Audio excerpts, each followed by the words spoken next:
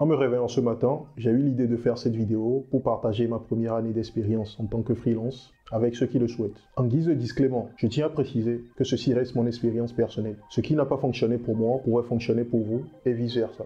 Et je ne fais pas cette vidéo ni pour défendre les freelances ni pour juger les ESN, mais juste pour présenter ma réalité personnelle. Mon ressenti personnel, ce dont les autres ne parlent pas forcément. Donc à vous d'en tirer vos propres leçons et de choisir ce qui vous est utile. Permettez-moi de me présenter, moi c'est Modeste Assiongwan. Je suis développeur web JavaScript senior et créateur de contenu. Concernant la façon dont je suis rentré en freelance, comme tout le monde, j'étais employé par une ESN pour laquelle j'avais travaillé pendant au moins 3 ans. Et à un moment, j'estimais que j'étais sous-payé compte tenu de mon expérience et des tâches que j'avais l'habitude d'accomplir chez le client. Bref, mon travail ne se limitait pas simplement à écrire du code, mais à assurer par exemple la montée en compétences d'autres développeurs ou de mes collègues sur les technologies que nous utilisons pour travailler. À prendre des initiatives dans le sens d'améliorer par exemple la qualité du travail que nous faisons pour le client.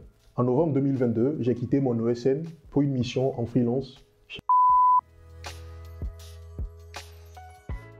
En tant que freelance, il faut prendre en compte le fait qu'il peut arriver que vous tombez sur des missions qui ne vous soient pas agréables. Mais l'avantage qu'on a en freelance, heureusement, c'est que le freelance offre une deuxième chance. Celle de changer de mission lorsque cela ne va pas.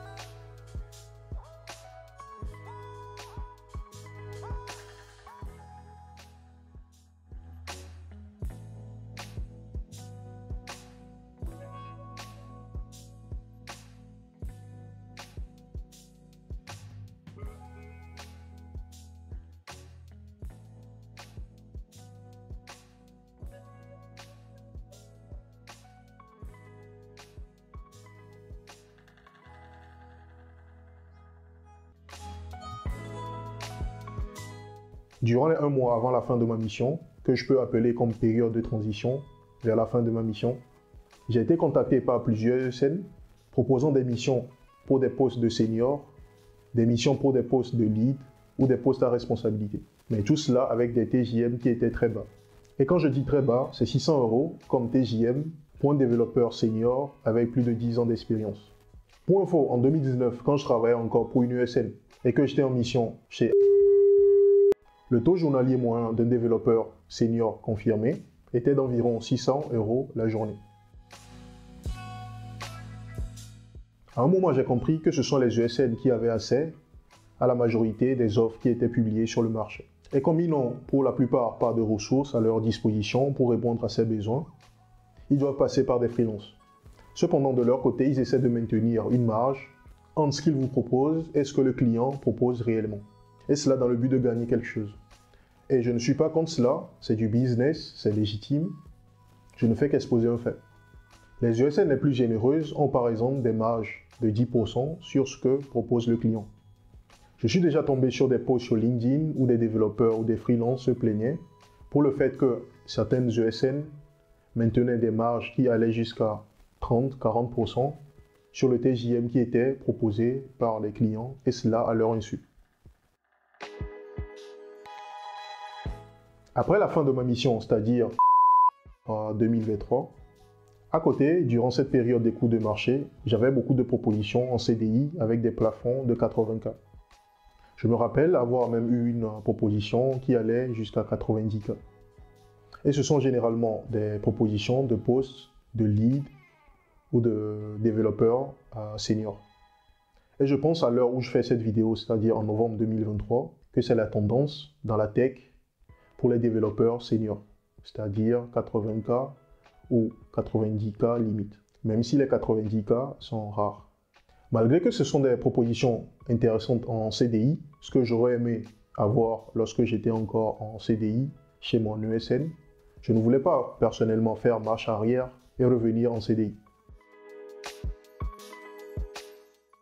Lorsque vous passez une semaine à la maison sans mission, vous vous dites que non, ça va passer, c'est un petit congé.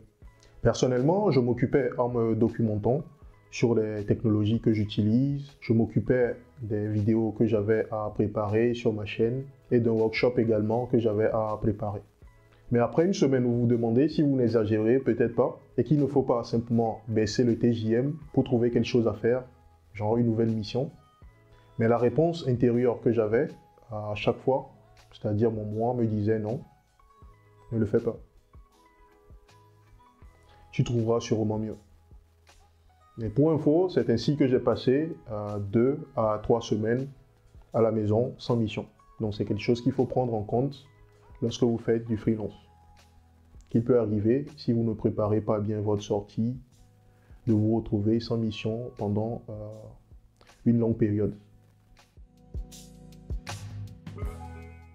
En voulant maintenir des marges entre les TJM clients et les TJM proposés par les freelances, certains ESN se contentent de trouver quelqu'un qui peut simplement faire le travail, même si cette personne n'est pas forcément la personne destinée au poste en question. Mais vu que cette personne propose un TJM qui est bas, on l'accepte. Et durant ma période d'écoute de marché, on m'a répété plusieurs fois que le marché n'est pas bon. J'ignore personnellement qui fixe le prix du marché, mais je pensais jusque-là que le prix du marché était fixé en fonction des besoins du client et en fonction des compétences qu'offraient les freelances. Mais apparemment, ce n'est plus le cas. Selon mes analyses personnelles, si nous en sommes là aujourd'hui, c'est parce que plusieurs freelances, après un long moment sans trouver de mission, comme c'est mon cas par exemple, se retrouvent d'accepter des propositions à des prix dérisoires. Et cela simplement pour générer du chiffre d'affaires, de quoi couvrir la fin du mois.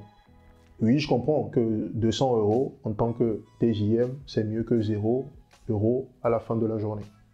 Il faut bien sûr payer les factures à la fin du mois et certains freelances ont des familles à nourrir également. Durant cette période où j'étais à l'écoute du marché, j'ai eu beaucoup d'anciens collègues, d'amis et de connaissances qui ont essayé de faire quelque chose pour moi, de sorte que je ne reste pas longtemps sans mission.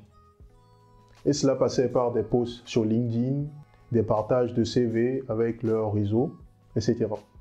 Si certains d'entre eux se reconnaissent dans cette vidéo, alors encore une fois, merci à vous pour le soutien que vous m'avez apporté durant cette période.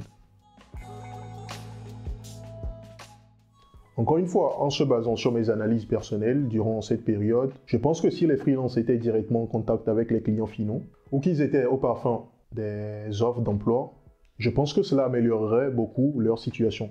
Et cela équilibrerait également beaucoup le marché. Mais encore une fois, cela reste un avis personnel. J'espère que cette vidéo vous sera utile lorsque vous choisirez de passer en freelance. L'objectif n'est pas de vous décourager de devenir un freelance. Au contraire, mon objectif à travers cette vidéo est de vous ouvrir les yeux sur certains points que vous pouvez ne pas prendre en considération lorsque vous décidez de vous lancer. Voilà pour ce que j'avais à partager avec vous comme retour d'expérience personnelle pour ma première année en tant que freelance. D'ici là, portez-vous bien.